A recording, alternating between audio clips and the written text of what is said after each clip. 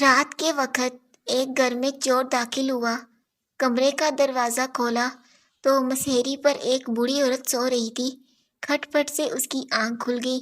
چور نے گھبرا کر اس کی طرف دیکھا تو وہ لیٹے لیٹے بولی، بیٹا تم شکل سے اچھے گھرانے کے لگتے ہو، یقیناً حالات سے مجبور ہو کر اس راستے پر لگ گئے ہو۔ چلو کوئی بات نہیں، الماری کے تیسرے خانے میں ایک تجوری ہے، اس میں سارا مال ہے، تم خاموشی سے وہ لے جانا، مگر پہلے میرے پاس آ کر بیٹھو، میں نے ابھی بھی ایک خواب دیکھا ہے، وہ سن کر ذرا مجھے اس کی تعمیر تو بتا دو۔ چور اس بوڑھی عورت کی رحمدلی اور شفقت سے بڑا متاثر ہوا اور خاموشی سے اس کے پاس جا کر بیٹھ گیا۔